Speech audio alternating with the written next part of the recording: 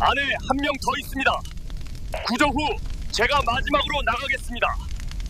그 말을 끝으로 무전은 끊겼습니다. 15년 전 대형 화재 현장에서 시민 7명을 구하고 끝내 돌아오지 못한 소방관 박태준. 시신은 발견되지 않았고 그는 순직 영웅이 되었습니다. 아내 정희는 나라에서 주는 보상금을 받았습니다. 아들하고 살아야 했으니까요. 그런데 15년 뒤 국내 최고 재난 안전기업 대표가 된 한 남자가 시장 골목 작은 국수집 문을 엽니다. 손님, 국수 드릴까요? 아내는 그를 알아보지 못합니다. 영웅은 돌아왔지만 남편의 장례를 이미 치른 뒤였습니다. 사라졌던 남편은 왜 이제서야 찾아온 걸까요? 사연 시작 전 구독과 좋아요 눌러주시고 어디서 듣고 계신지 댓글 남겨주시면 그곳에 건강과 행운이 깃들기를 바라겠습니다. 2009년 11월의 밤이었습니다. 서울 외곽 대형 물류창고 하늘이 핏빛으로 물들던 그 밤을 지금도 그 자리에 있던 사람들은 잊지 못해요. 불길은 이미 건물 전체를 집어삼키고 있었고 소방차 12대가 현장을 에워쌌지만 불은 잡힐 기세가 아니었습니다.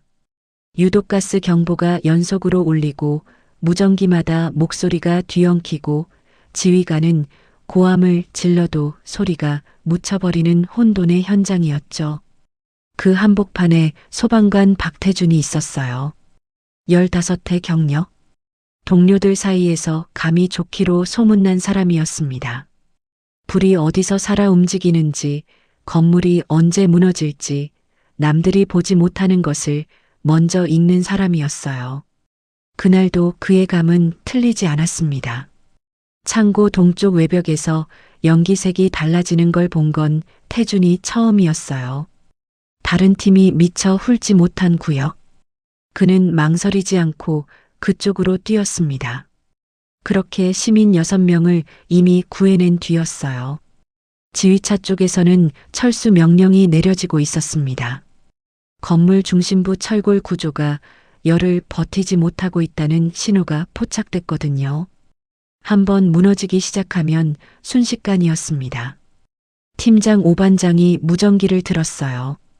박태준 들려? 즉시 철수해. 지금 당장. 잠깐의 침묵이 흘렀습니다. 그리고 잡음 사이로 태준의 목소리가 들어왔어요. 반장님, 안에 한 명 더 있습니다. 숨소리가 들려요. 조금만요. 오반장의 얼굴이 굳었습니다. 현장 지휘관이 눈짓을 주고받았어요. 규정상 답은 하나였지만 그 누구도 쉽게 명령을 반복하지 못했습니다. 태준이 그런 사람이라는 걸 모두가 알고 있었으니까요. 한번 숨소리를 들었다면 반드시 있는 겁니다. 박태준, 2분이야. 2분 후엔 무조건 나와. 무전이 다시 잠잠해졌어요. 1분이 지났습니다. 현장 요원들이 동쪽 출입구 쪽을 바라보며 초를 셌어요. 2분이 됐을 때 아무도 입을 열지 못했습니다. 3분이 지나고 오반장이 무전기를 다시 들었어요. 태준아. 박태준, 응답해. 그 순간이었습니다. 쿵. 땅이 흔들렸어요. 창고 북쪽 벽이 먼저 무너지더니 연쇄 반응처럼 지붕 전체가 내려앉았습니다. 불기둥이 하늘로 치솟았고 현장에 있던 모든 사람들이 반사적으로 뒤로 물러섰어요. 먼지와 불씨가 뒤섞인 뜨거운 바람이 얼굴을 덮쳤습니다. 무전기에서는 아무 소리도 나지 않았어요. 오반장은 무전기를 손에 쥔 채 그 자리에 굳어버렸습니다. 주변 대원들도 누구 하나 움직이지 못했어요. 폐허가 된 건물을 바라보며 모두가 같은 걸 알고 있었습니다. 그 안에서 살아서 나온다는 건 이제 불가능하다는 것을. 그날 밤 소방관 박태준은 시민 7번째 생존자를 업고 나오다가 사라졌습니다. 시신은 끝내 발견되지 않았어요. 열흘 뒤 국가는 그를 순직 소방관으로 공식 인정했고 대통령 표창이 뒤따랐습니다. 뉴스에서는 그를 불속의 영웅이라 불렀어요. 전국에서 추모 물결이 이어졌고 그의 얼굴이 담긴 사진이 소방서 로비 명예의 벽에 걸렸습니다. 하지만 그 모든 소란이 벌어지는 동안 아내 김연희는 소방서 민원실 앞 플라스틱 의자에 앉아 있었어요. 사흘째였습니다. 담요 하나를 무릎에 덮고 종이컵에 든 식은 자판기 커피를 손에 쥔 채 연희는 문이 열릴 때마다 고개를 들었습니다. 그때마다 들어오는 건 낯선 얼굴이었고 그때마다 그녀는 다시 시선을 내렸어요. 아들 지훈이 수능을 열흘 앞두고 있었습니다. 그 애한테는 아직 아무 말도 하지 못했어요. 사흘 동안 연희는 울지 않았습니다. 울면 어딘가에서 태준이 정말 없어질 것 같았거든요. 그래서 그저 앉아 있었어요. 담당 공무원이 조심스럽게 다가와 서류 봉투를 내밀었을 때도 연희는 한참을 그 봉투를 바라보기만 했습니다. 순직 처리 관련 서류입니다. 보상 절차 안내도 들어 있어요. 연희는 봉투를 받아들지 않았어요. 아주 오랫동안. 그러다 결국 천천히 두 손으로 받았습니다. 영웅이 된 그날 밤 한 여자의 시간은 그렇게 멈췄어요. 그런데 아무도 몰랐습니다. 바로 그 시각 한 남자가 멀리 떨어진 도시의 응급실 들것 위에서 가쁜 숨을 몰아쉬며 눈을 뜨고 있다는 것을, 이름도 기억도 자신이 누구인지조차 잃어버린 채로 말이에요. 그가 눈을 뜬 것은 기적이었습니다. 그러나 아무도 그것이 기적인 줄 몰랐어요. 부산 해운대 대학병원 응급실에 신혼 미상 환자가 실려온 건 창고 붕괴 사고가 있던 바로 그날 새벽이었습니다. 현장에서 200km 넘게 떨어진 곳이었어요. 사고 현장 인근 고속도로를 순찰하던 경찰차가 갓길에 쓰러져 있는 남자를 발견했는데 전신에 화상 흔적이 역력했고 의식은 완전히 없는 상태였죠. 어떻게 그 자리까지 왔는지, 누가 데려다 놓은 건지 처음엔 아무것도 알 수 없었습니다. 구급대원들이 들것에 실어 올리면서 확인한 건 딱 하나였어요. 아직 심장이 뛰고 있다는 것. 그것만으로도 이미 기적이었죠. 중환자실에서 열흘이 지났습니다. 전신 3도 화상에 두부 외상 갈비뼈 세대 골절이라는 진단이 나왔고 의료진은 보호자도 없는 병실 앞에서 조용히 고개를 저었어요. 살아날 확률이 반도 안 된다고 했죠. 그런데 그 남자는 버텼습니다. 고열이 오르고 폐혈증 위기가 2번이나 찾아왔는데도 몸은 끝내 포기하지 않았어요. 마치 아직 해야 할 일이 남아있다는 듯이 가늘고 끈질긴 숨을 이어가고 또 이어갔죠. 그렇게 3달이 지나 처음으로 눈을 떴습니다. 병실 천장이 흰색이라는 것, 형광등 불빛이 차갑다는 것, 손목에 링거줄이 꽂혀 있다는 것. 그것들이 그가 처음으로 인식한 세계의 전부였어요. 간호사가 달려와 이름을 물었지만 남자는 입술만 달싹일 뿐 소리를 내지 못했고 눈동자만 천천히, 아주 천천히 굴렸습니다. 무언가를 찾는 것 같기도 하고 아무것도 없다는 걸 확인하는 것 같기도 한 눈빛이었죠. 담당 의사가 조심스럽게 진단명을 적었습니다. 외상성 기억상실. 자신이 누구인지, 어디서 왔는지, 사고 이전의 삶 전체가 소실된 상태였어요. 언제 회복될지, 과연 회복이 되기는 할지, 그것조차 아무도 장담할 수 없었죠. 당장은 몸이 낫기를 기다리는 수밖에 없는 상황이었습니다. 신원 확인은 처음부터 난관이었어요. 지갑도 신분증도 휴대폰도 없었습니다. 불에 다 탄 건지 원래 없었던 건지조차 알 수 없었고 지문을 채취했지만 양손 모두 화상으로 인해 지문이 심하게 왜곡돼 있었죠. 경찰이 전국 실종자 데이터베이스와 대조했지만 일치하는 인물이 끝내 나오지 않았습니다.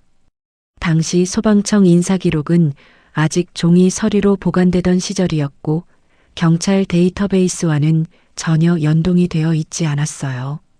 게다가 서울에서 발생한 대형 사고 직후라 행정기관마다 혼선이 극심했는데 실종 신고가 전국에서 수십 건씩 쏟아지던 때였으니 이 남자 한 명의 신원이 조용히 묻혀버리는 건 어쩌면 당연한 일이기도 했죠. 지문 대조 결과는 결국 신원 불일치로 처리됐고 그렇게 그는 서류상 이름조차 없는 사람이 되었습니다.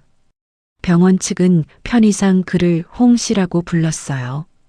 아무 연고도 없는 환자에게 붙여주는 임시 호칭이었는데 남자는 그 이름을 부정하지도 받아들이지도 않은 채 그저 창밖만 바라봤습니다. 창밖에는 겨울 하늘이 텅 비어 있었어요. 재활은 더디게 흘러갔습니다. 언어치료, 물리치료, 인지훈련. 하루 3번 치료실을 오가는 게 그의 일과였어요. 몸은 조금씩 회복됐지만 기억은 끝내 돌아오지 않았고 의료진도 더 이상 섣불리 희망적인 말을 꺼내지 않았죠. 그런데 어느 날 이상한 일이 생겼습니다. 재활치료 중에 화재 안전 관련 교육 영상이 틀어졌을 때였어요. 남자의 눈빛이 순간 달라졌습니다. 영상 속 소방관이 건물 내부를 수색하는 장면에서 그는 치료사도 미처 발견하지 못한 동선의 오류를 조용히 짚어냈어요. 아무도 가르쳐주지 않았는데 손가락이 절로 움직이며 잘못된 방향을 가리키고 있었죠. 치료사가 놀란 눈으로 그를 바라보다가 조심스럽게 물었습니다. 혹시 이쪽 분야에서 일하셨던 것 같으세요? 남자는 한참을 말없이 화면을 바라보다가 낮고 갈라진 목소리로 짧게 답했어요. 모르겠어요. 그냥 몸이 아는 것 같습니다. 기억은 없었지만 몸 어딘가에 무언가가 깊이 새겨져 있다는 것, 그 감각만이 자신에게 남은 유일한 단서라는 것을 그는 어렴풋이 느끼고 있었죠. 그게 무엇인지 어디서 온 건지는 여전히 알 수 없었지만요. 퇴원은 사고로부터 꼭 1년이 지난 뒤였습니다. 갈 곳이 없었어요. 사회복지사가 연결해준 임시거처에 짐도 없이 들어갔고 방 한 칸에 창문 하나뿐인 그 작은 공간에서 남자는 오래도록 자신의 손을 들여다봤습니다. 흉터가 가득한 손이었어요. 이 손이 무언가를 했다는 건 느껴졌죠. 무엇을 했는지는 여전히 알 수 없었지만 이 손이 헛되이 살아온 손은 아니라는 것만큼은 이상하게도 확신할 수 있었습니다. 서울에서는 그 무렵 소방관 박태준의 일주기 추모식이 열리고 있었어요. 정희는 검은 옷을 입고 단상 앞에 서서 남편의 영정 사진을 바라봤습니다. 웃고 있는 얼굴이었어요. 늘 그랬던 것처럼 아무 걱정 없다는 듯 활짝 웃는 얼굴이었죠. 정희는 그 사진 앞에서 끝내 눈물을 흘리지 않았습니다. 흘릴 눈물이 이미 없었던 건지 아직도 믿어지지 않았던 건지 그녀 자신도 알 수 없었어요. 다만 한 가지만은 알고 있었죠.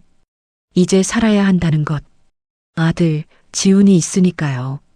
두 사람은 그렇게 서로의 존재를 까맣게 모른 채 각자의 시간 속으로 걸어 들어가고 있었습니다. 정희가 순직 보상금을 수령한 건 남편의 일주기 추모식이 끝나고 사흘 뒤였습니다. 소방서 담당자가 서류를 건네며 위로의 말을 했지만 정희의 귀에는 아무것도 들어오지 않았어요. 서류에 도장을 찍는 손이 떨렸습니다. 태준의 이름 석자 옆에 찍히는 도장이었으니까요. 그 도장 하나로 모든 게 공식적으로 끝나는 것 같았어요.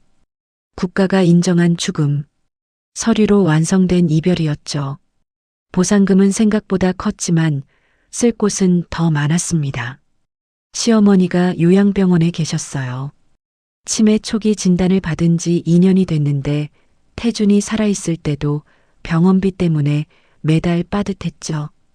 게다가 사람 좋기로 소문난 태준이 서준 친구 빚보증으로 대출이 2건이나 있었고 지훈이 대학 학자금도 준비해야 했습니다. 정희는 보상금을 받은 날 저녁 부엌 식탁에 앉아 계산기를 두드렸어요. 더하고 빼고 또 더하고 빼고 결국 손에 남는 돈은 얼마 되지 않았습니다. 넉넉하지도 그렇다고 아주 없지도 않은 딱 시작할 수 있을 만큼이었죠. 그 돈으로 정희는 시장 골목에 작은 가게를 얻었습니다. 오래된 재래시장 안쪽 사람들이 지나다니다가 무심코 꺾어 들어오는 좁은 골목이었어요. 가게는 작았습니다. 테이블 5개가 전부였고 주방이라고 해봤자 국솥 2개 놓으면 꽉 찼죠. 정희는 그 공간을 닦고 또 닦았어요. 태준이 좋아하던 잔치국수를 메뉴로 정했습니다. 멸치 육수를 오래 우려내고 면은 주문 들어오면 바로 삶고 고명은 정성껏 얻는 것. 그것 하나만큼은 제대로 하겠다고 마음먹었어요. 간판에는 그냥 정인의 잔치국수라고 적었습니다. 별다른 이유는 없었어요. 그냥 자기 이름을 걸어두면 사람들이 함부로 할 수 없을 것 같았거든요. 가게 문을 연 첫날 손님은 셋이었습니다. 시장 상인들이 구경 삼아 들어온 거였어요. 그래도 정희는 그 세 그릇을 정성껏 차려냈습니다. 옆 가게 순대국밥집 사장이 한 그릇 비우고 나서 엄지를 치켜들었어요. 국물이 시원하네. 오래 하겠어.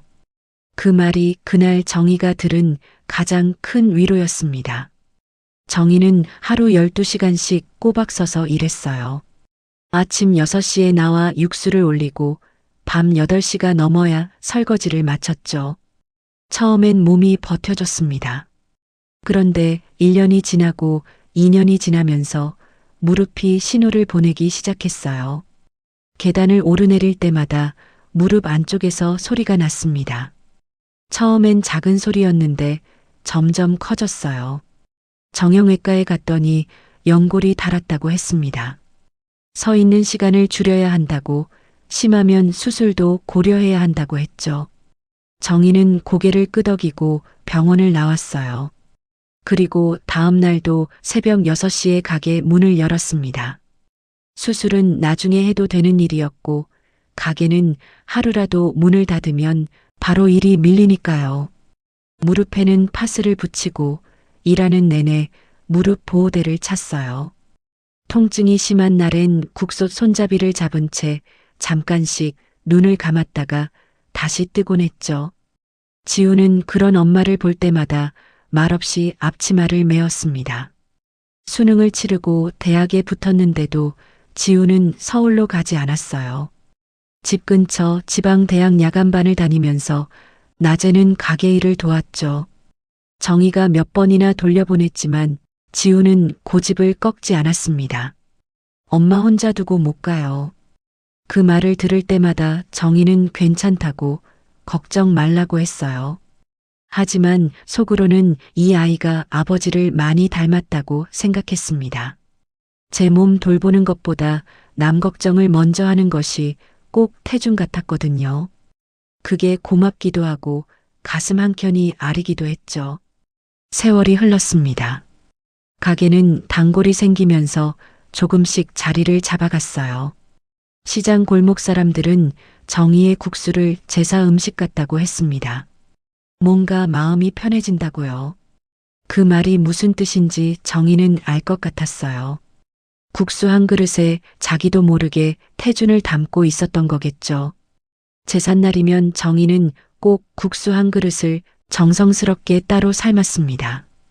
뚜껑 덮은 그릇을 가게 한쪽 구석에 잠깐 올려두는 게 전부였어요.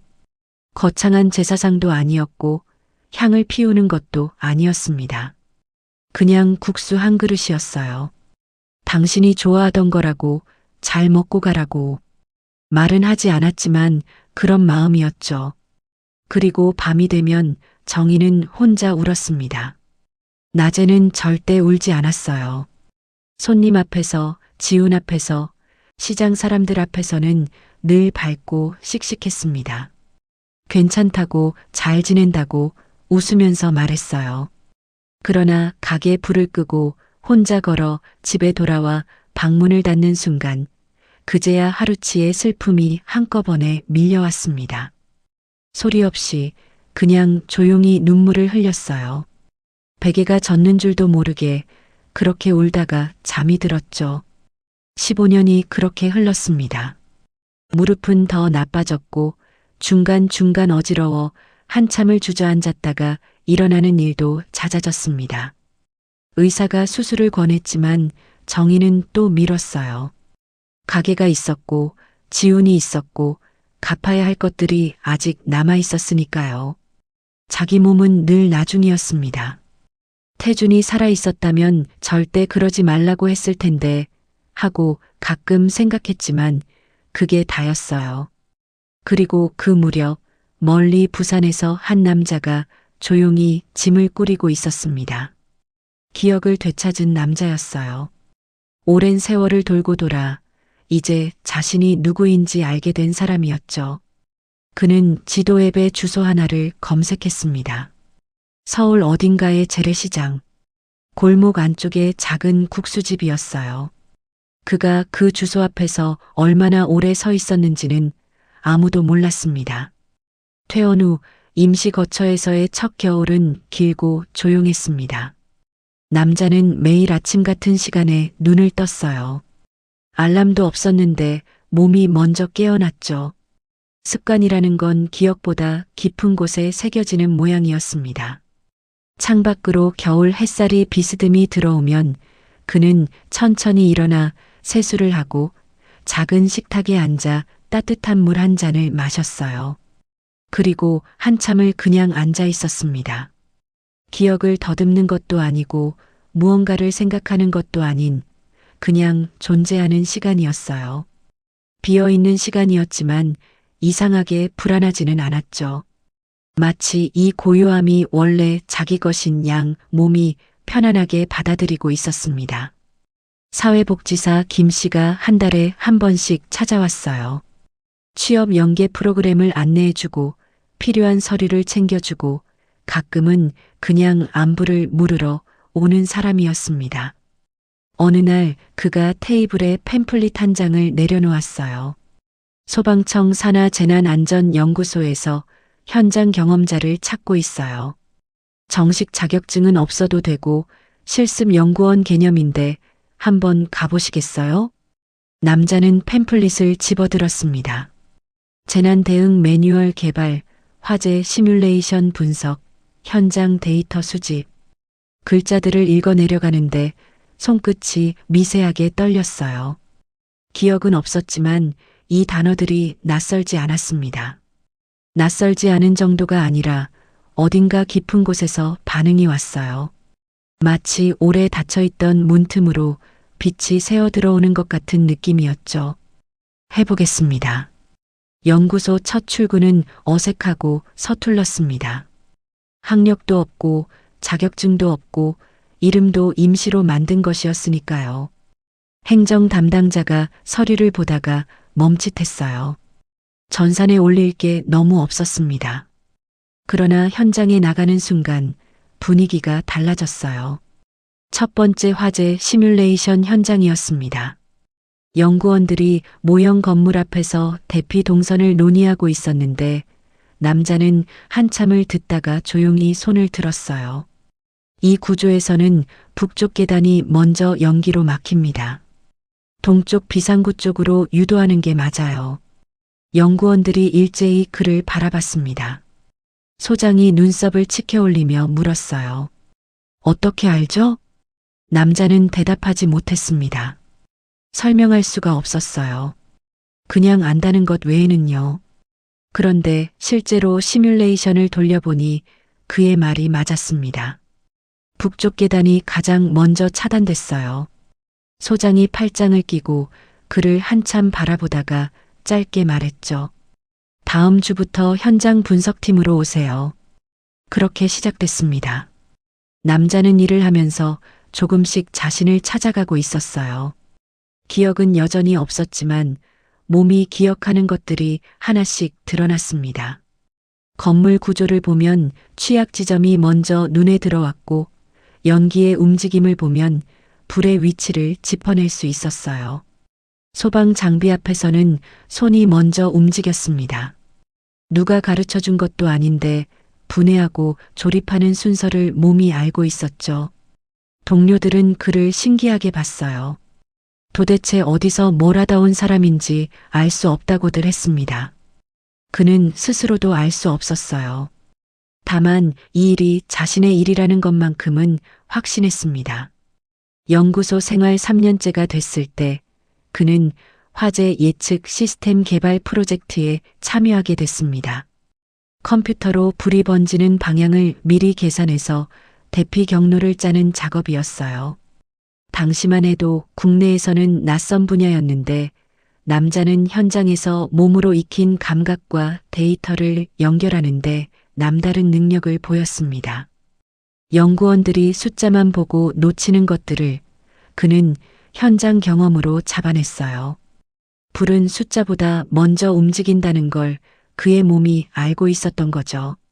함께 일하는 박사급 연구원들이 오히려 그에게 물어보는 일이 생겼고 소장은 그를 대회 발표 자리에 내보내기 시작했습니다.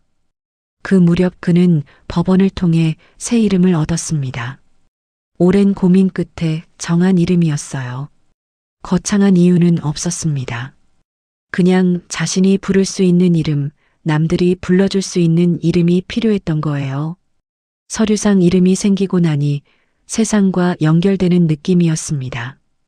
비로소 존재하는 사람이 된 것 같은 기분이었죠. 세월이 빠르게 흘렀어요. 연구소에서 민간 재난 안전 기업으로 자리를 옮겼고 그 기업에서 실력을 인정받아 임원이 됐습니다. 다시 몇 년이 지나 더 큰 기업의 스카우트 제안을 받았어요. 그렇게 이직을 거듭하는 동안 그의 이름은 재난안전업계에서 조금씩 알려지기 시작했고 50 중반이 되었을 즈음에 그는 국내 굴지의 재난안전기업 대표 자리에 올랐습니다. 언론은 그를 위기를 읽는 남자라고 불렀어요. 인터뷰마다 기자들이 물었습니다. 어디서 그런 감각을 키웠냐고요. 그는 늘 같은 대답을 했어요. 몸이 먼저 알더라고요. 저도 잘 모르겠습니다. 틀린 말은 아니었습니다. 그것이 그가 가진 전부였고 동시에 그것으로 충분했으니까요. 재난 현장에서 사람을 살리는 시스템을 만드는 일, 그 일을 할 때만큼은 자신이 온전하다는 느낌이 들었어요. 기억이 없어도 과거가 없어도 이 일 앞에서만큼은 흔들리지 않았죠. 그러나 밤이 되면 달랐습니다. 성공한 사람의 밤치고는 너무 고요했어요. 넓은 아파트에 혼자였고 술자리 초대를 받아도 일찍 자리를 뜨는 편이었습니다. 누군가 가족 얘기를 꺼내면 그는 조용히 화제를 돌렸어요. 가족이 없는 것도 아니고 있는 것도 아닌 사람이었으니까요. 자신이 누구의 남편이었는지, 누구의 아버지였는지, 어딘가에 그것을 기다리는 사람이 있는지 없는지조차 알 수 없는 사람이었습니다. 그 공백이 15년 동안 그의 안에 조용히 자리를 지키고 있었어요. 채워지지 않는 빈자리였습니다. 성공으로도 일로도 그 무엇으로도 채워지지 않는 곳이었죠. 그는 그것을 건드리지 않으려 했어요. 건드리면 무언가가 무너질 것 같았거든요. 그래서 그냥 두었습니다. 그냥 오래오래 두었어요. 그러다 그것이 스스로 무너지는 날이 왔습니다. 그날은 평범한 화요일 오전이었습니다. 서울 도심 한복판 재난안전기업 본사 대회의실. 태주는 임원진 앞에서 분기 브리핑을 진행하고 있었어요. 화면에는 전국 주요 산업단지의 화재 위험도 지도가 펼쳐져 있었고 그는 레이저 포인터를 들고 항목을 짚어가며 설명했습니다. 목소리는 차분했고 논리는 정확했어요. 15년을 이 일만 해온 사람의 무게가 느껴지는 자리였죠. 브리핑이 막바지에 접어들 무렵이었습니다. 회의실 한쪽 벽면 모니터에 뉴스 화면이 켜져 있었어요. 평소엔 신경도 쓰지 않던 화면이었는데 그날따라 담당 직원이 음소거를 풀어놓았습니다. 마침 뉴스에서 15년 전 대형 화재 사고 특집 보도가 나오고 있었어요. 소방 인사 기록 디지털화 사업이 완료됐다는 소식과 함께 당시 사고 현장 영상이 다시 전파를 탔습니다. 타오르는 창고, 무너지는 지붕, 그리고 무전 소리. 안에 한 명 더 있습니다. 숨소리 들려요. 조금만요. 태준의 손에서 레이저 포인터가 떨어졌습니다. 아무도 눈치채지 못할 만큼 작은 소리였지만 그의 귀에는 그 소리가 회의실 전체를 가득 채우는 것처럼 들렸어요. 심장이 불규칙하게 뛰기 시작했습니다. 머릿속이 하얘지는가 싶더니 순식간에 반대로 너무 많은 것들이 한꺼번에 쏟아지는 느낌이었어요. 뜨거운 열기, 연기 냄새, 무너지는 소리, 그리고 누군가의 이름. 김정희. 태주는 그 자리에 굳어버렸습니다. 임원 한 명이 조심스럽게 불렀어요. 대표님, 괜찮으십니까? 그는 대답하지 못했습니다. 손이 떨리고 있었어요. 두통이 파도처럼 밀려왔다가 빠져나가기를 반복했죠. 회의실이 빙글빙글 도는 것 같았어요. 그는 천천히 의자를 잡고 앉았습니다. 비서가 물을 가져왔고 브리핑은 자연스럽게 중단됐어요. 오늘은 여기까지 하죠. 짧게 말하고 그는 자리에서 일어났습니다. 걸음이 흔들렸어요. 복도로 나와 화장실로 들어가 세면대 앞에 섰습니다. 거울 속에 자신의 얼굴이 있었어요. 흉터가 남은 얼굴. 15년을 봐온 얼굴이었는데 그날따라 낯설었습니다. 아니, 낯설다기보다는 뭔가가 보이는 것 같았어요. 거울 너머로 불길 속 어딘가에서 자신이 서 있던 장면이 아주 짧게 섬광처럼 스쳐 지나갔습니다. 태주는 세면대 양쪽을 두 손으로 붙잡고 눈을 감았어요. 기억이라는 게 이런 거였죠. 한꺼번에 밀려오는 파도 같은 게 아니라 아주 날카로운 조각들이 안쪽을 스치듯 스며드는 것. 피가 날 만큼 아프진 않은데 분명 어딘가가 배어있는 느낌이었어요. 그날 브리핑 도중이었죠. 화재 영상 속에서 무전 소리가 흘러나왔어요. 내부 잔존 인원 확인. 순간 태준의 손이 굳었습니다. 숨이 턱 막히고 귀 안쪽에서 웅하는 소리가 울렸죠. 뜨거운 공기가 얼굴을 덮치는 감각, 헬멧 안으로 스며들던 연기 냄새, 어깨를 짓누르던 무게, 그리고 등에 업힌 누군가의 체온. 그는 발표를 멈췄어요. 직원들이 괜찮냐고 물었지만 그저 잠깐 어지럽다고만 말했죠. 사실 어지러운 건 몸이 아니라 기억이었습니다. 그는 곧장 병원으로 향했어요. 15년 전부터 간헐적으로 찾아가던 신경과였죠. 진료실에 앉자마자 말했습니다. 기억이 돌아온 건 아닙니다. 그런데 불 속에 있었습니다. 누군가를 업고 있었어요. 의사는 한동안 그를 바라보다가 조용히 물었죠. 그 장면에서 당신은 도망치고 있었습니까? 아니면 남아 있었습니까? 태주는 바로 대답하지 못했어요. 눈을 감자 열기와 함께 이상한 감정이 올라왔죠. 두려움보다는 책임감에 가까운 무게. 남아 있었습니다. 의사가 천천히 고개를 끄덕였어요. 외상성 기억상실은 완전히 사라지는 병이 아닙니다. 강렬한 소리나 냄새가 억눌린 기억을 깨우기도 하죠. 다만 조심해야 합니다. 기억은 사실과 죄책감을 함께 끌고 올라오니까요. 죄책감이라는 말이 오래 남았어요. 혹시 자신이 끝내 누군가를 구하지 못했던 건 아닐까? 혹시 마지막 순간에 망설였던 건 아닐까? 기억이 돌아오는 게 두려워진 건 그 때문이었죠. 그날 밤 그는 거의 잠을 이루지 못했어요. 눈을 감으면 방화복 안으로 파고들던 열기와 함께 자꾸만 한 이름이 맴돌았습니다. 정희. 또렷하지는 않았어요. 얼굴도 목소리도 떠오르지 않았죠.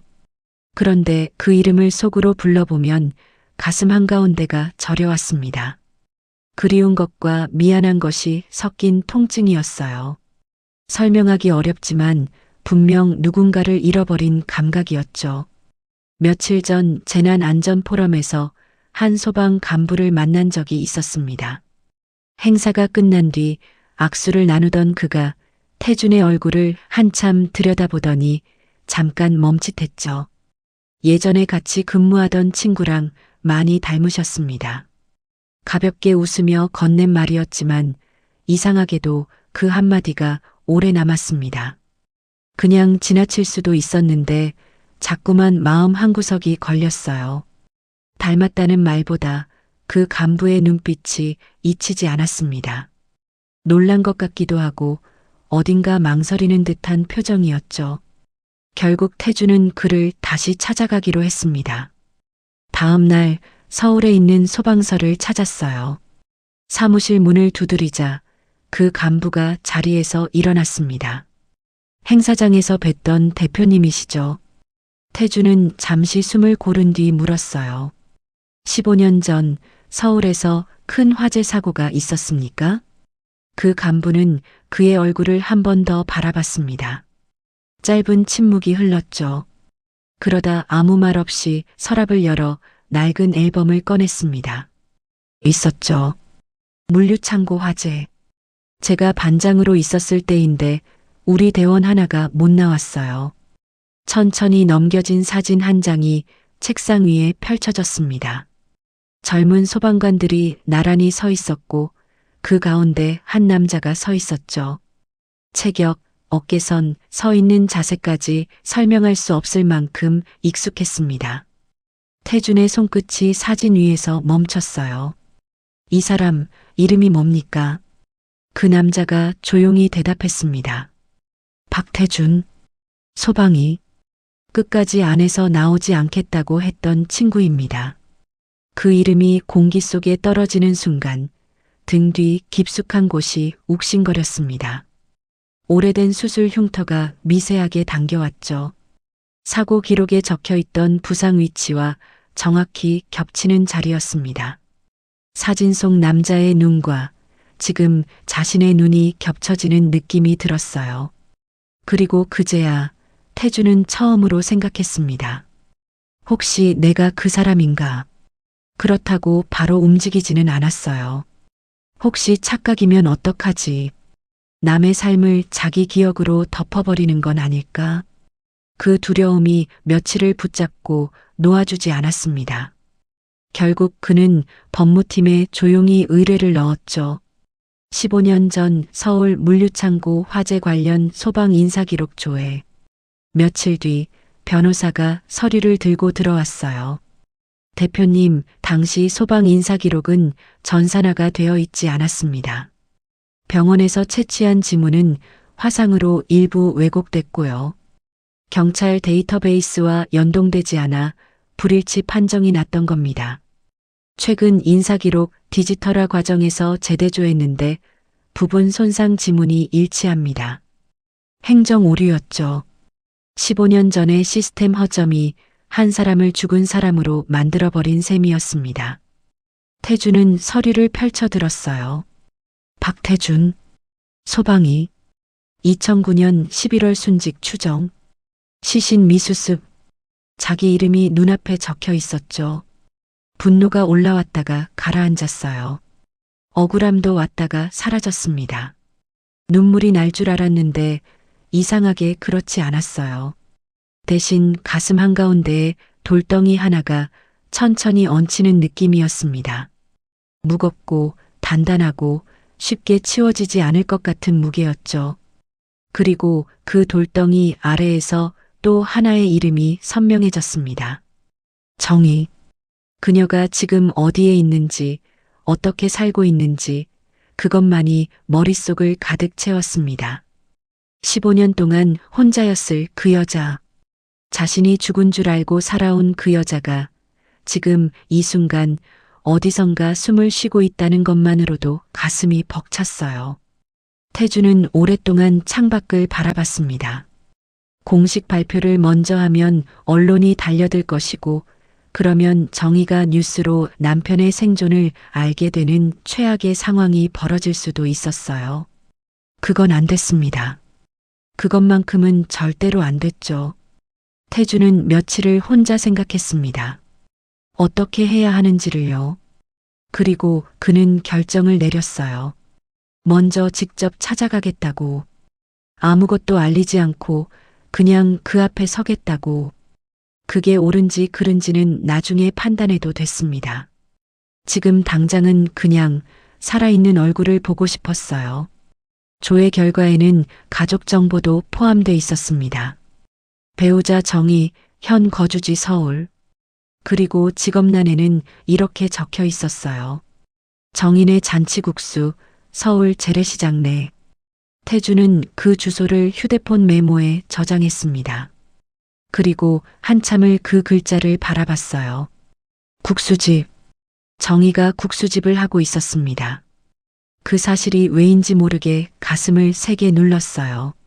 잘 살고 있다는 안도감과 혼자 버텨왔다는 미안함이 동시에 밀려왔죠. 그는 다음날 아침 일찍 서울행차에 올랐습니다. 서울 재래시장은 오래된 곳이었습니다. 수십 년 된 천막 지붕 아래로 좁은 골목들이 실처럼 이어져 있었고 아침마다 생선 냄새와 기름 냄새와 된장 냄새가 뒤섞여 시장만의 공기를 만들어냈어요. 젊은 사람들은 대형마트로 떠난 지 오래였지만 이 시장을 찾는 사람들은 여전히 있었습니다. 오래된 것들이 주는 익숙함, 그리고 사람 냄새가 그리운 이들이었죠. 태주는 시장 입구에서 한참을 서 있었습니다.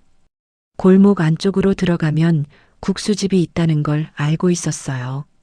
주소를 외울 만큼 들여다봤으니까요. 그런데 막상 도착하고 나니 발이 떨어지지 않았습니다. 15년이라는 시간이 갑자기 실감 나는 것 같았어요. 가을바람이 시장 골목을 훑고 지나갔습니다. 낙엽 한 장이 발끝에 와 닿았어요. 태주는 천천히 숨을 들이쉬고 골목 안으로 걸음을 옮겼습니다. 멀리서부터 냄새가 왔어요. 멸치 육수 냄새였습니다. 오래 우려낸 깊고 구수한 냄새였어요. 태주는 그 냄새를 맡는 순간 걸음이 느려졌습니다. 기억이 없는 냄새인데 이상하게 낯설지 않았어요. 몸 어딘가에서 이 냄새를 알고 있었습니다. 오래전 어느 저녁 작은 부엌에서 이 냄새가 났던 것 같은 그런 희미한 감각이었어요. 손끝이 간질거렸습니다. 정인의 잔치국수? 낡은 간판이 골목 안쪽에 걸려 있었어요. 글씨는 세월에 바랬지만 단정했습니다. 가게 안에서는 하얀 김이 모락모락 피어오르고 있었어요. 유리문 너머로 테이블 몇 개가 보였고 점심 손님들이 고개를 숙이고 국수를 먹고 있었습니다. 평범하고 따뜻한 풍경이었죠. 태주는 문손잡이를 잡았다가 잠깐 멈춰서 숨을 크게 한번 쉬었어요. 그리고 천천히 문을 열었습니다. 딸랑 작은 방울 소리가 났어요. 어서 오세요, 손님. 국수 드릴까요? 혼자 오셨어요? 주방 쪽에서 목소리가 들려왔습니다. 앞치마를 두른 여자가 국솥 앞에 서서 고개를 들었어요. 햇볕에 그을린 얼굴, 눈가에 잔주름이 생겼지만 눈빛은 여전히 맑았습니다. 태주는 그 자리에서 굳어버렸어요. 정이었습니다. 15년의 세월이 그녀 위에도 내려앉아 있었지만 태주는 단번에 알아봤어요. 그 눈빛이었습니다. 무슨 일이 있어도 쉽게 흔들리지 않는 단단하면서도 어딘가 쓸쓸한 눈빛. 그것만큼은 변하지 않았어요. 정희는 태준을 알아보지 못했습니다. 그럴 수밖에 없었지요. 15년의 세월이 흘렀고 태준의 얼굴에는 곳곳에 화상 흉터가 남아 있었어요. 무엇보다 정희는 이미 마음속에서 남편의 장례를 치른 사람이었습니다. 죽은 사람이 살아 돌아온다는 건 꿈에서도 함부로 꾸지 않으려 했던 일이었으니까요. 네, 혼자입니다. 국수 한 그릇 주세요. 태주는 가장 안쪽 구석 자리에 앉았어요. 목소리가 떨리지 않도록 조심했습니다. 정희는 고개를 끄덕이고 다시 국솥 앞으로 돌아섰어요. 능숙한 손놀림으로 면을 집어넣고 육수를 떠서 간을 봤습니다. 오래 해온 사람만이 가질 수 있는 무심한 능숙함이었어요. 태주는 그 뒷모습을 바라봤습니다. 말을 걸고 싶었어요. 여보 나야. 내가 살아서 왔어라고.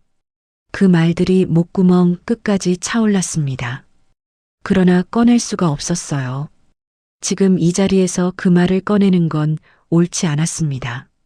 준비되지 않은 사람에게 너무 큰 충격을 주는 일이었어요. 그래서 그냥 앉아 있었습니다. 그냥 그 뒷모습을 바라보는 것만으로도 충분하다고, 지금은 그것으로 충분하다고 스스로를 달랬어요. 국수가 나왔습니다. 하얀 사기 그릇에 가지런히 담긴 잔치국수였어요. 고명으로 올라간 달걀 지단과 애호박이 단정했고 육수는 맑았습니다. 태주는 젓가락을 들고 천천히 면을 들어 올렸어요. 한 입 먹었습니다. 그 순간 눈물이 날 것 같았습니다. 맛이었어요. 맛이 기억을 데려왔어요. 이 맛을 안다는 게 기억으로 아는 게 아니라 몸으로 안다는 게 느껴졌습니다. 언젠가 아주 오래전에 이 맛을 먹어본 적이 있었어요. 따뜻한 부엌에서 작은 밥상 앞에서 정희가 차려준 국수를 먹던 기억이 아주 희미하게 안개처럼 피어올랐습니다. 태주는 눈을 내리깔고 천천히 국수를 먹었어요. 그날 이후 그는 단골이 됐습니다. 일주일에 서너 번씩 찾아왔어요. 항상 같은 자리에 앉았고 항상 잔치국수를 시켰으며 국수값은 꼭 현금으로 냈습니다. 정희는 그를 그냥 조용한 단골 손님으로 여겼어요. 말수가 없고 혼자 오고 천천히 먹고 가는 사람. 가끔 창밖을 오래 바라보는 사람이라고 생각했죠. 그런데 이상한 일이 있었습니다. 어느 날 태준이 화장실을 다녀오는 길에 가게 한쪽 벽에 걸린 소화기를 유심히 살펴보고 있었어요. 점검 날짜가 지나 있었습니다. 그 다음에 왔을 때는 전기 배선함 쪽을 훑어봤어요. 정희가 고개를 갸우뚱하며 바라봤지만 그는 그냥 자리에 앉아 국수를 먹었습니다. 그리고 며칠 뒤 소화기가 새 것으로 바뀌어 있었어요. 전기 배선함 쪽도 깔끔하게 정리돼 있었습니다. 정희는 관리업체가 다녀간 줄 알았어요. 그러나 관리업체는 오지 않았습니다. 태준이 새벽에 혼자 다녀간 거였어요. 말 한마디 없이 그냥 그렇게 했습니다. 살아있는 동안 돌봐주지 못한 것들을 지금이라도 살펴주고 싶었던 거겠죠. 아직은 손님이었지만 마음은 여전히 남편이었으니까요. 가을이 깊어갔습니다. 태주는 매번 국수를 다 비우고 나서도 한참을 앉아 있다가 일어났어요. 정희가 설거지를 하거나 다음 손님 상을 차리는 동안 그는 그냥 그 공간 안에 있었습니다. 같은 공기를 마시는 것만으로도 그 목소리를 듣는 것만으로도 충분했어요. 그러나 그 충분함이 조금씩, 아주 조금씩 흔들리고 있었습니다. 말하고 싶었어요. 하루가 다르게 그 마음이 커졌습니다. 그러나 아직은 아니었어요. 아직은 준비가 더 필요했습니다. 정희에게도 자기 자신에게도요. 그리고 그 준비의 시간을 앞당기는 일이 전혀 예상치 못한 곳에서 찾아왔습니다. 그날은 유난히 쌀쌀한 11월이었습니다. 아침부터 찬바람이 시장 골목을 훑고 지나갔어요. 정희는 새벽 6시에 나와 육수를 올리고 가게 문을 열었죠. 무릎이 유달리 시큰거리는 날이었습니다. 날이 추워지면 꼭 그랬어요.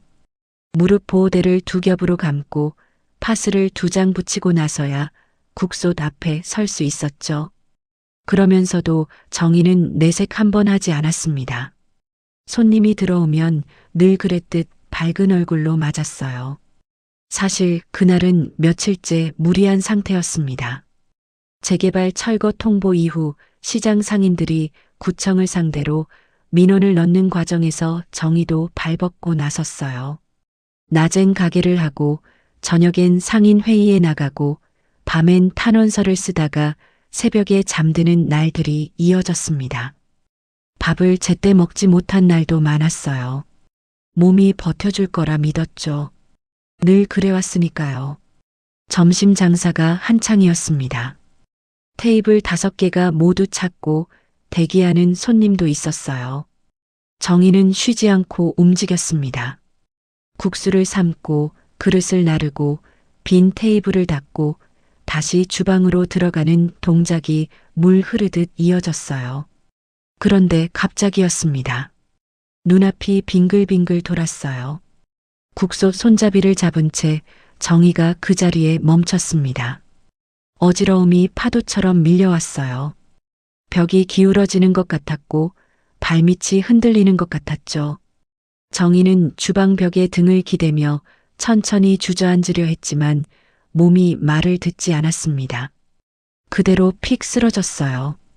그릇 하나가 바닥에 떨어지며 요란한 소리를 냈습니다. 손님들이 일제히 고개를 들었어요. 주방 쪽에서 인기척이 없어지자 순대국밥집 사장이 달려들어왔습니다. 정희가 주방 바닥에 쓰러져 있었어요.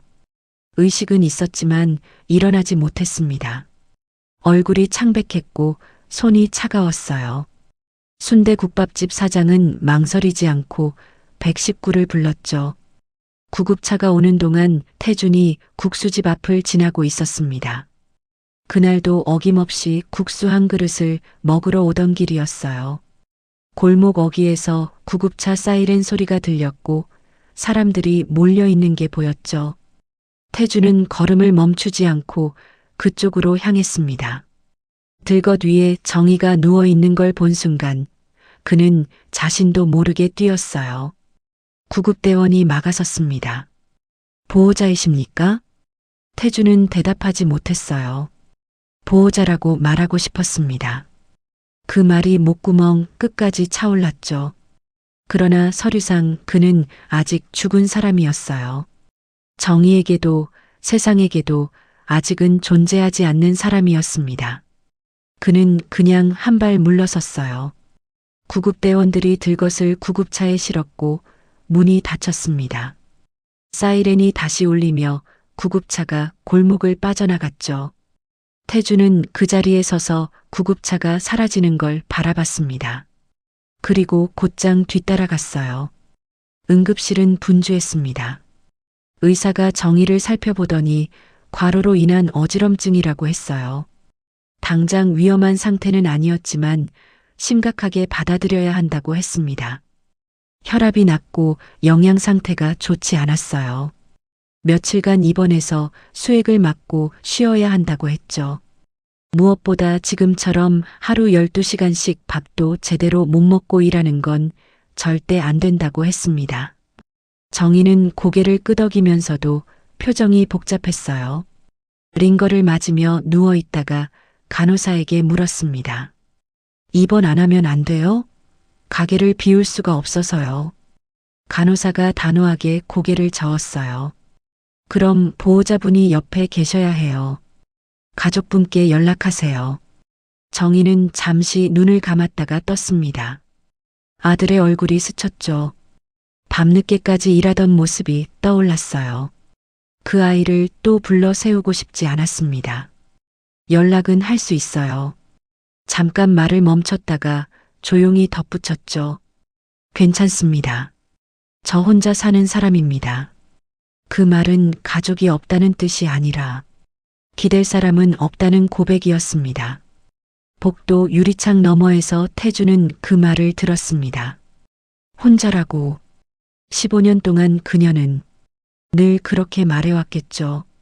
아들이 있었지만 그 아이를 보호자로 세우지 않으려 애쓰며 자기 몸을 마지막까지 버텨왔을 겁니다. 태준의 가슴에 그 말이 깊이 박혔어요. 없어요. 혼자예요. 태준은 병실 유리창 너머 복도에서 그 장면을 바라보고 있었습니다.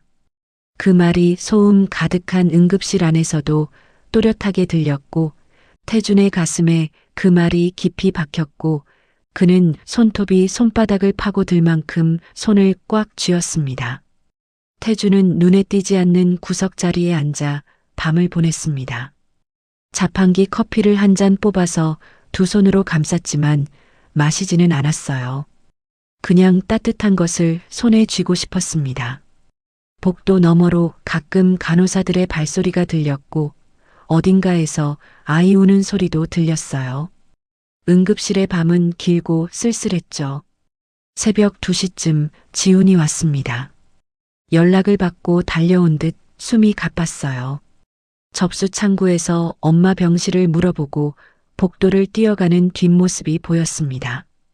태주는 그 모습을 바라봤어요. 자신의 아들이었습니다. 사춘기였던 아이가 이제 30이 넘은 어른이 되어 있었어요. 어깨가 넓어졌고 걸음걸이가 단단했습니다. 태주는 자리에서 일어나지 않았어요. 일어설 수가 없었습니다. 그냥 먼발치에서 바라봤죠. 지훈이 병실 안으로 들어가는 걸 확인하고 나서야 태주는 천천히 자리에서 일어났어요. 병원 문을 나서는데 새벽 찬바람이 얼굴을 때렸습니다. 태주는 그 자리에 한참 서 있었어요. 하늘에 별이 드문드문 떠 있었죠. 언제까지 이렇게 있을 수는 없었습니다. 손님으로 단골로 먼발치에서 바라보는 것만으로는 이제 안 됐어요. 보호자라니 공란인 서류 한 장이 머릿속에서 떠나지 않았습니다. 그 빈칸을 채워야 했어요. 어떤 방식으로든 어떤 대가를 치르더라도 그 빈칸만큼은 반드시 채워야 했습니다. 그것이 15년의 시간이 자신에게 남겨준 숙제라는 걸 태주는 그날 새벽에야 비로소 똑똑히 깨달았어요.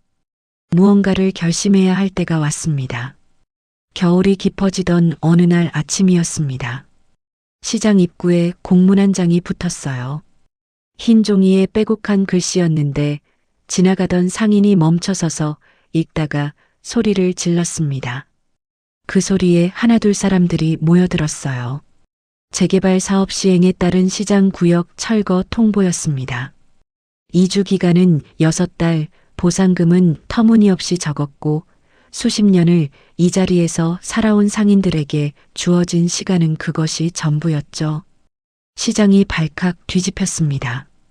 이게 말이 됩니까? 여기서 30년을 살았는데. 두부가게 할아버지가 공문을 손에 쥐고 떨리는 목소리로 외쳤어요. 옆에 서 있던 반찬가게 아주머니는 눈물부터 쏟았습니다. 상인들이 삼삼오오 모여 수군댔어요. 누군가는 분통을 터뜨렸고 누군가는 그 자리에서 주저앉았으며 누군가는 아무 말도 못하고 공문만 바라봤죠. 30년 넘게 두부를 팔아온 할아버지는 결국 공문을 손에 쥔 채 한참을 서 있다가 조용히 가게로 돌아갔습니다. 그 침묵이 어떤 울음보다 더 깊었어요.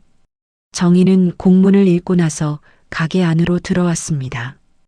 의자에 앉아 두 손을 무릎 위에 얹었어요. 응급실을 다녀온 지 얼마 되지 않아 아직 몸이 완전히 회복되지 않은 상태였는데 그 소식까지 들으니 얼굴에서 핏기가 가셨습니다. 무릎을 천천히 두드렸어요. 오래된 습관이었습니다. 힘든 일이 있을 때마다 자기도 모르게 그렇게 했죠. 15년이었습니다. 태준을 떠나보내고 이 자리에서 국수를 삶은 세월이 꼭 15년이었어요. 시어머니 병원비를 내던 시절도, 지훈이 학비가 없어 발을 동동 구르던 시절도, 무릎이 아파서 계단을 오르내리기 힘들던 시절도 이 가게가 버텨줬습니다. 이 낡은 국소치, 이 좁은 주방이, 이 작은 테이블 5개가 정희의 삶 전부였어요. 그것이 이제 사라진다는 거였습니다. 정희는 오래도록 앉아있다가 혼잣말처럼 중얼거렸어요. 이제 진짜 끝이네. 그 말을 들은 사람은 없었습니다. 아니, 한 사람이 있었어요. 마침 가게 문을 열고 들어오던 태준이었죠. 그는 문손잡이를 잡은 채 그 자리에 멈췄습니다. 정희는 태준이 들어온 것도 모른 채 시선을 바닥에 떨어뜨리고 있었어요. 무릎을 붙잡은 손이 하얗게 질려 있었습니다. 태준은 조용히 문을 닫고 자리에 앉았어요. 그날 국수를 시켰지만 젓가락을 들지 않았습니다. 정희의 뒷모습을 바라봤어요. 주방에서 움직이는 그 손이, 그 어깨가 무겁게 내려앉아 있었습니다. 태준은 그릇을 내려다보다가 천천히 눈을 감았어요. 가슴 속에서 무언가가 단단하게 굳어가는 느낌이었습니다. 오래 망설여왔던 것들이 그 순간 일제히 정리되는 것 같았죠. 더 이상 기다릴 수 없었습니다. 태준은 그날 저녁 사무실로 돌아와 법무팀장을 불렀어요. 오래 준비해온 서류들을 꺼내 테이블 위에 펼쳤습니다. 공식 생존 확인 서류, 지문 제대조 결과, 당시 행정 오류 관련 기록이었어요. 법무팀장은 서류를 훑어보다가 안경을 고쳤으며 물었습니다. 대표님, 이걸 지금 공개하시겠다는 겁니까? 태준은 고개를 끄덕였어요. 기자회견을 열겠습니다. 일주일 안으로 준비해 주세요. 법무팀장이 잠깐 말을 잇지 못했습니다. 서류를 다시 한번 들여다보다가 조심스럽게 물었어요. 가족분께는 미리 알리시는 게 낫지 않겠습니까? 태준은 잠시 침묵했습니다. 그리고 천천히 고개를 끄덕였어요. 직접 찾아가겠습니다. 기자회견 날짜는 일주일 뒤로 잡혔습니다. 그 사이 태준은 시장을 계속 찾았어요. 평소와 다름없이 국수를 먹고 국수값을 현금으로 내고 조용히 자리에서 일어났습니다. 정희는 여전히 그를 단골 손님으로만 알았어요. 변한 것은 없어 보였죠. 그러나 태준의 안에서는 이미 많은 것이 달라져 있었습니다. 기자회견 전날 밤이었어요. 태준은 아파트 창가에 앉아 서울 야경을 바라봤습니다. 수없이 많은 불빛들이 저마다 살아 있었어요. 저 불빛들 아래 어딘가에서 정희가 지금쯤 주방을 정리하고 있을 거라고 생각했죠. 내일이 지나면 모든 게 달라질 거였습니다. 자신이 살아있다는 게 세상에 알려지고 정희 앞에 서야 하고 지훈을 만나야 하고 15년의 공백을 마주해야 했어요. 두렵지 않다면 거짓말이었습니다. 그러나 더 두려운 것이 있었어요. 이대로 아무것도 하지 않는 것이었습니다.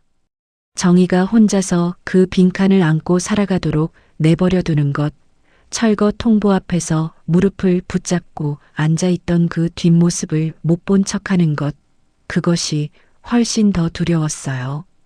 더 이상 혼자 두어서는 안 됐죠. 기자회견 당일 아침이 밝았습니다. 회견장에는 기자들이 가득 찼어요. 카메라 플래시가 번쩍였고 마이크가 줄지어 놓였습니다. 태준은 단상 앞에 섰어요. 마이크 앞에서 잠깐 숨을 고른 뒤 천천히 입을 열었습니다. 저는 15년 전 서울 물류창고 화재 현장에서 순직 처리된 소방관 박태준입니다. 회견장이 일순간 조용해졌어요. 그 침묵은 길지 않았습니다. 곧이어 카메라 셔터 소리가 폭풍처럼 쏟아졌고 기자들이 손을 들기 시작했어요. 태준은 그 소란 속에서 흔들리지 않았습니다. 준비해온 말들을 천천히 이어나갔어요.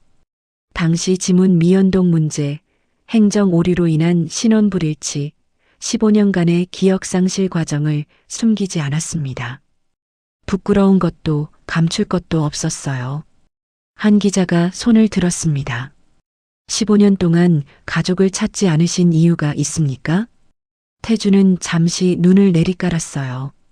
그리고 천천히 고개를 들었습니다. 기억이 없었습니다. 그리고 기억이 돌아왔을 땐 바로 찾아갈 용기가 나지 않았습니다. 그래서 먼저 손님으로라도 곁에 있고 싶었습니다. 회견장이 또 한 번 조용해졌어요. 태준은 마지막으로 한 가지를 덧붙였습니다. 재개발로 철거 위기에 처한 재래시장에 재난안전센터 설립을 추진하겠습니다. 그 시장에 제가 15년 동안 지키지 못한 사람이 있습니다. 마지막 문장에서 기자들이 술렁였어요. 태주는 그 술렁임을 뒤로하고 단상에서 내려왔습니다. 핸드폰이 쉬지 않고 울렸어요.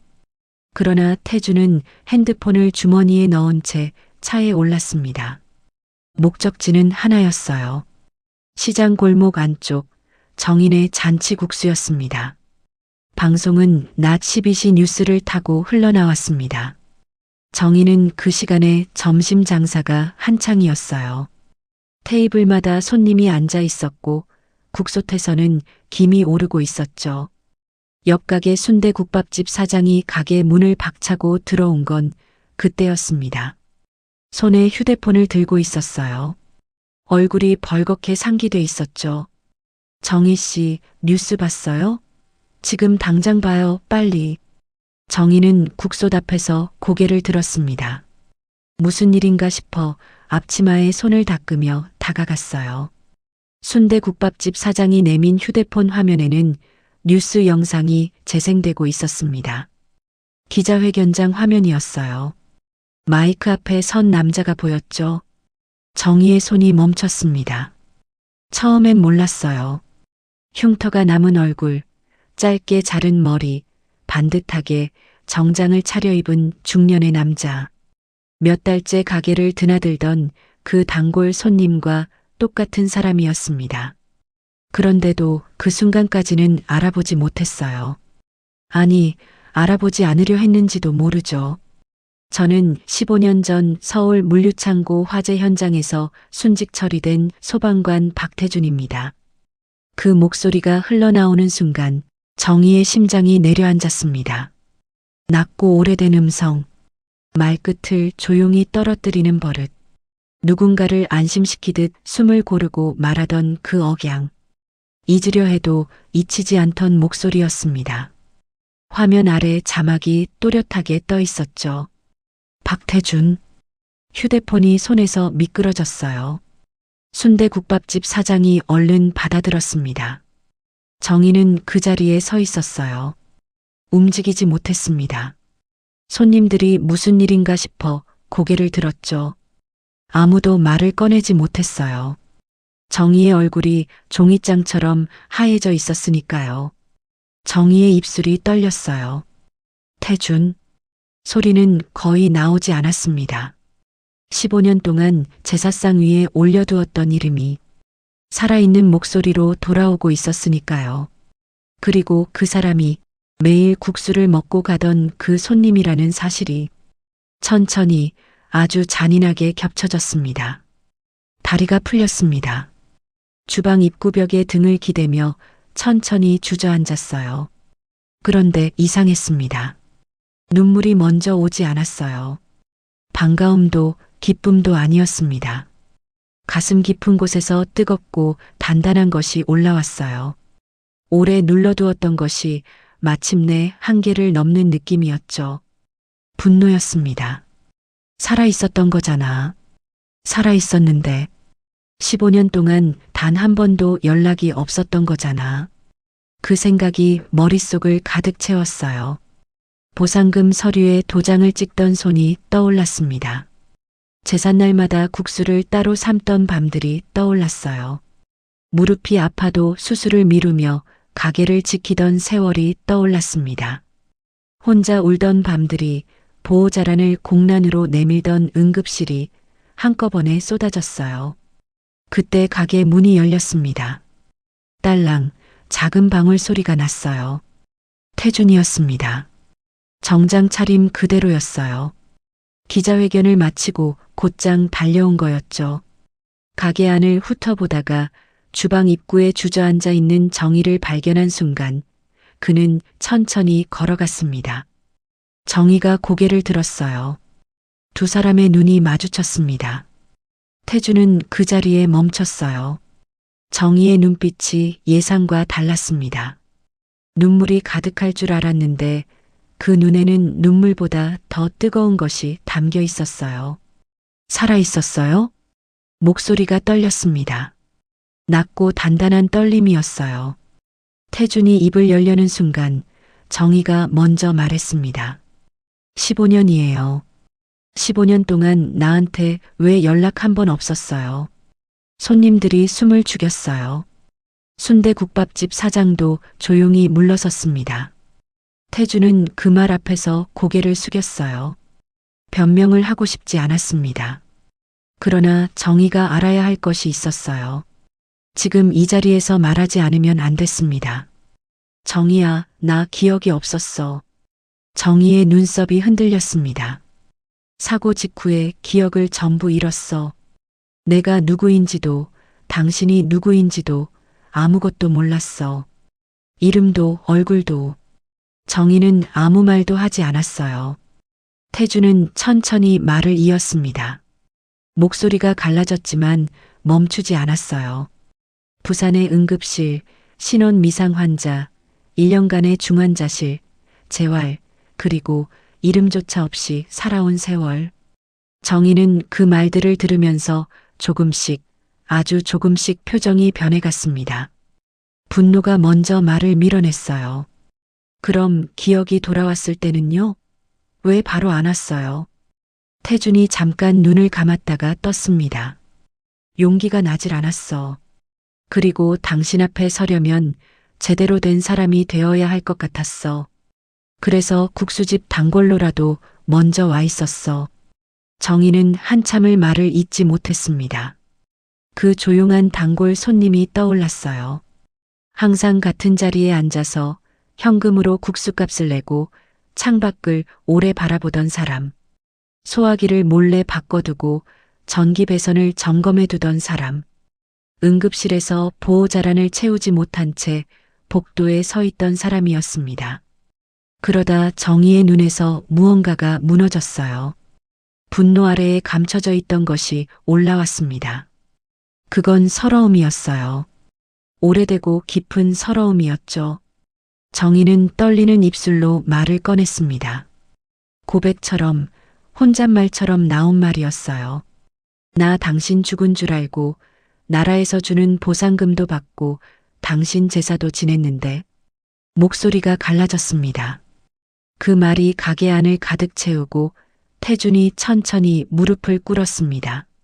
난 당신을 2번씩이나 보냈어요. 정희의 목소리가 완전히 갈라졌습니다.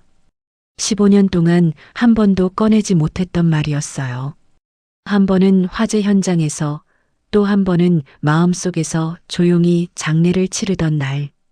그 2번의 이별이 얼마나 무거웠는지, 얼마나 긴 밤들을 혼자 버텨왔는지 말하지 않아도 알 것 같았습니다.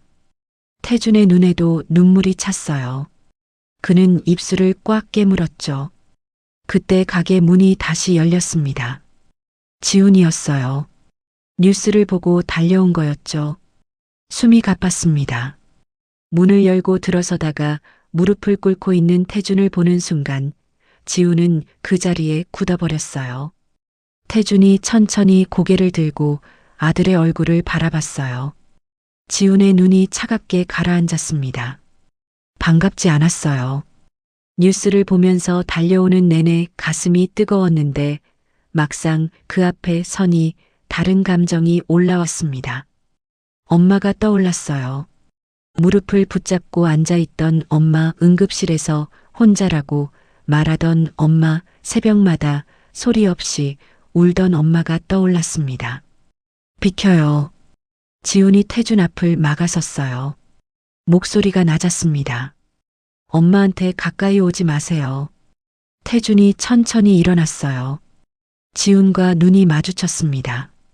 아들의 눈빛이 단단했어요. 그 눈빛 안에 15년이 담겨 있었습니다. 아버지 없이 자란 15년, 엄마를 혼자 지켜온 15년이었죠. 기억을 잃었었다고요? 그렇다면 다예요? 지훈의 목소리가 떨렸어요. 엄마가 얼마나 힘들었는지 알아요? 무릎이 닳도록 서서 일하고 밥도 제대로 못 먹고 쓰러지고. 나는 그걸 옆에서 다 봤어요. 근데 아버지는 그동안 단골 손님으로 국수나 먹고 있었던 거예요? 태주는 아무 말도 하지 않았습니다. 할 수 없었어요. 지훈의 말 한마디 한마디가 전부 맞았으니까요. 태주는 그냥 서 있었어요. 그 자리에서 도망치지 않았죠. 정희가 조용히 입을 열었습니다. 지훈아. 지훈이 고개를 돌렸어요. 엄마의 눈이 빨개져 있었습니다. 눈물이 아직 뺨 위에 남아 있었어요. 엄마가 다 들었어. 아빠는 기억을 잃어서 어쩔 수 없었던 거야. 지훈의 입술이 굳었습니다. 정희가 천천히 말을 이었어요. 그것도 모르고 나도 화가 났었어. 근데 있잖아, 지훈아.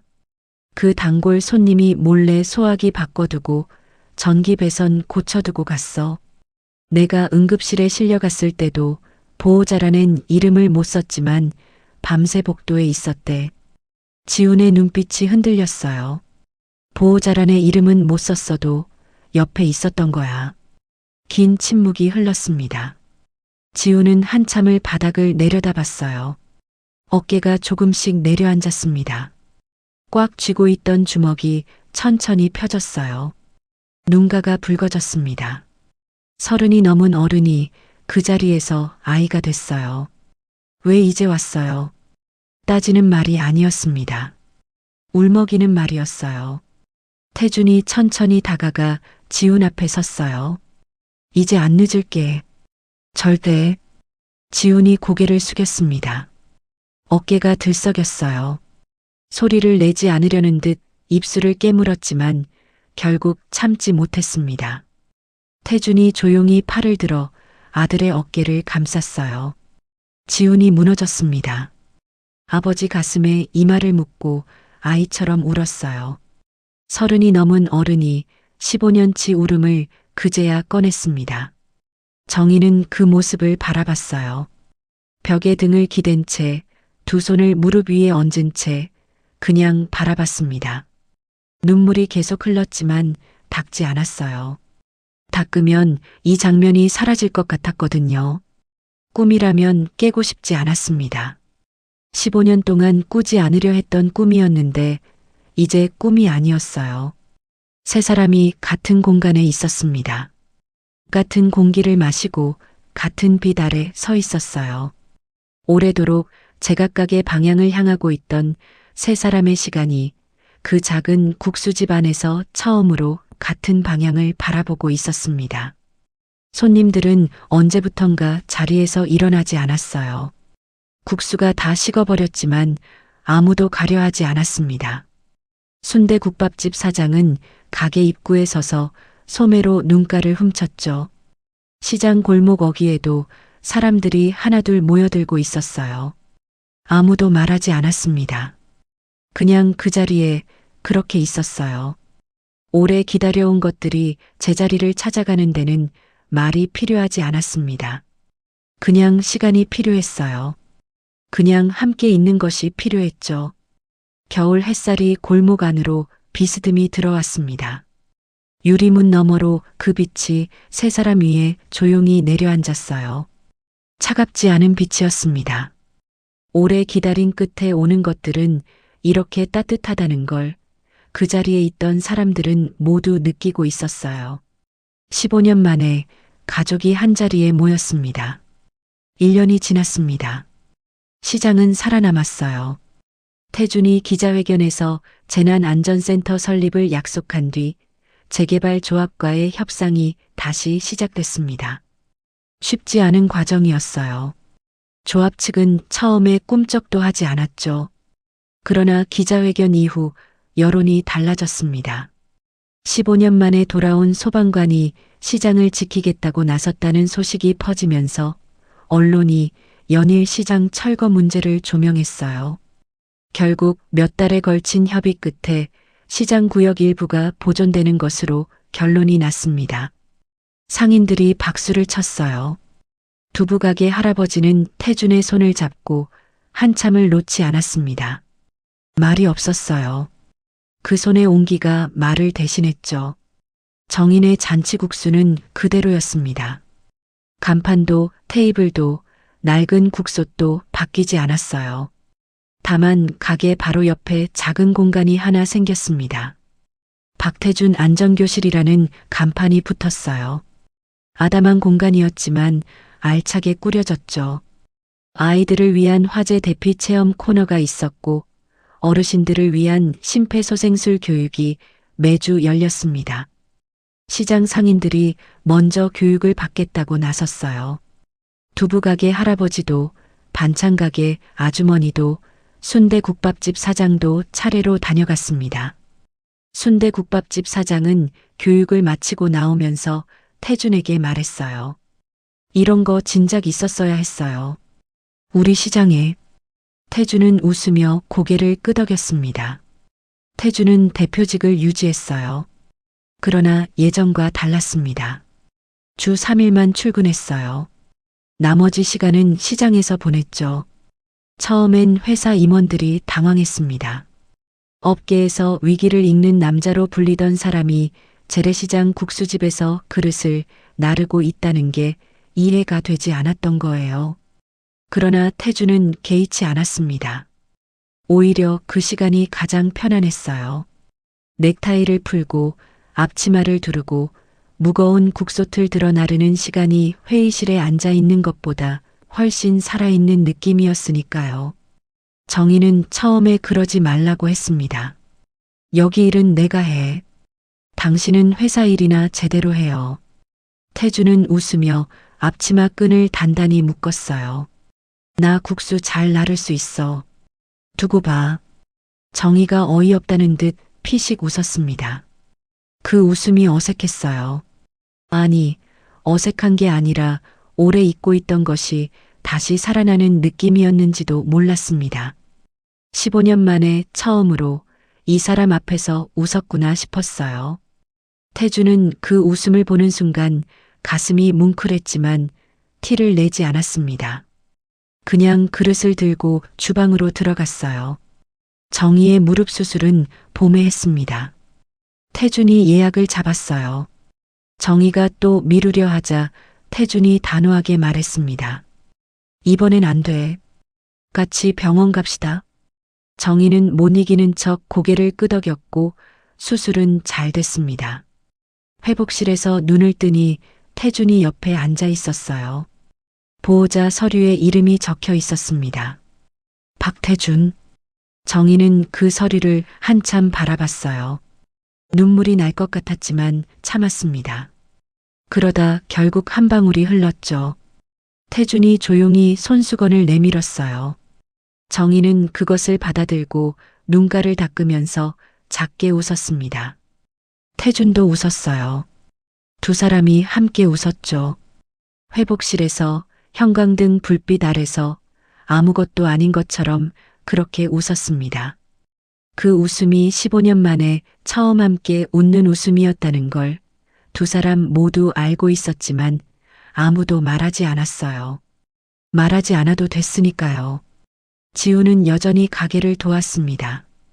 예전보다 훨씬 가벼운 얼굴로였어요. 오래 혼자 짊어지고 있던 짐이 덜어진 사람의 얼굴이었습니다. 태준이 가게에 나오는 날이면 지우는 안전교실 쪽을 도맡았어요. 아이들에게 소화기 사용법을 가르치고 대피 경로를 설명하는 게 제법 익숙해졌죠. 어느 날 초등학생 아이가 지훈에게 물었습니다. 아저씨, 저기 국수집 할아버지가 안전교실 만든 사람이에요? 지훈이 웃음을 참으며 고개를 끄덕였어요. 응, 우리 아버지야. 그 말이 나오는데 1년이 걸렸습니다. 쉽지 않은 1년이었어요. 태준과 지훈 사이에는 오래 쌓인 공백이 있었습니다. 15년의 빈자리는 하루아침에 채워지는 게 아니었어요. 어색한 침묵도 있었고 꺼내지 못한 말들도 많았죠. 그러나 같은 공간에서 밥을 먹고 같은 테이블에 앉아 차를 마시고 시시한 이야기를 나누다 보면 조금씩, 아주 조금씩 그 공백이 메워지고 있었습니다. 서두르지 않아도 됐어요. 이제는 시간이 있었으니까요. 여름이 오고 가을이 왔습니다. 시장 골목은 여전했어요. 아침마다 생선 냄새와 된장 냄새가 뒤섞였고 상인들의 목소리가 골목을 가득 채웠습니다. 달라진 게 있다면 국수집 옆에 안전교실 간판이 하나 더 생겼다는 것, 그리고 점심이 끝난 오후 서너 시쯤이면 국수집 테이블 하나에 세 식구가 나란히 앉아 있다는 것이었어요. 그날도 그랬습니다. 점심 장사가 끝나고 손님이 빠진 오후였어요. 태준이 마지막 그릇을 닦아 선반에 올려놓고 앞치마를 벗었습니다. 정희가 육수 냄비를 정리하면서 가스불을 껐어요. 지훈이 안전교실 문을 잠그고 들어왔습니다. 셋이 자연스럽게 가운데 테이블에 모여 앉았어요. 특별한 약속이 있는 것도 아니었고 누가 부른 것도 아니었습니다. 그냥 그렇게 됐어요. 어느 날부터인가 그 시간이 생겼죠. 정희가 물을 끓여 녹차를 3잔 내왔습니다. 김이 모락모락 올라왔어요. 세 사람이 각자 찻잔을 감쌌습니다. 잠깐의 침묵이 흘렀어요. 불편한 침묵이 아니었습니다. 오래 함께 있어 온 사람들 사이에서만 가능한 그 아늑한 고요함이었어요. 정희가 찻잔을 내려놓으며 물었습니다. 밥은 먹고 다녔어? 그 15년 동안. 뜬금없는 질문이었어요. 그러나 뜬금없지 않았습니다. 15년 동안 하고 싶었던 말이었을 거예요. 밥은 먹었는지, 아팠을 때 누가 옆에 있었는지, 추운 날엔 따뜻하게 지냈는지, 그 모든 말이 그 한마디 안에 담겨 있었죠. 태준이 찻잔을 들며 웃었어요. 이제 당신 국수 먹고 살게. 정희가 피식 웃었습니다. 지훈이 고개를 돌려 창밖을 바라봤어요. 눈가가 붉어졌지만 모른 척했습니다. 어른이 된 아이가 할 수 있는 가장 자연스러운 행동이었어요. 골목 밖으로 가을 햇살이 길게 뻗어 있었습니다. 낙엽 한 장이 유리문 앞을 천천히 지나갔어요. 시장 골목은 여느 오후와 다름없이 조용했습니다. 어디선가 생선 굽는 냄새가 났고 멀리서 아이들 뛰어노는 소리가 들렸어요. 평범한 오후였습니다. 아무 일도 없는 오후였죠. 그러나 이 평범함이 얼마나 오래 걸린 것인지, 이 아무 일 없는 오후가 얼마나 많은 것들을 지나온 끝에 온 것인지, 그것을 아는 사람들이 그 작은 테이블 앞에 앉아 있었습니다. 영웅은 돌아왔습니다. 그리고 남편은 남았어요. 국수집 유리문 너머로 세 식구의 모습이 가을 햇살 속에 조용히 담겼습니다. 간판은 여전히 낡았고 테이블은 여전히 5개뿐이었으며 국솥에서는 내일의 육수가 천천히 우러나고 있었어요. 변한 것도 있었고 변하지 않은 것도 있었습니다. 하지만 정희도 태준도 오늘은 외롭지 않았어요. 그것으로 충분했습니다. 오늘 이 이야기가 여러분의 마음에 작은 감동의 불씨가 되어드렸다면 구독 버튼을 눌러주세요. 더 많은 감동과 위로의 이야기로 다시 찾아뵙겠습니다. 여러분의 하루에 작은 행복을 드리는 채널이 되겠습니다. 여러분, 오늘도 건강하고 따뜻한 하루 되세요. 시청해주셔서 감사합니다.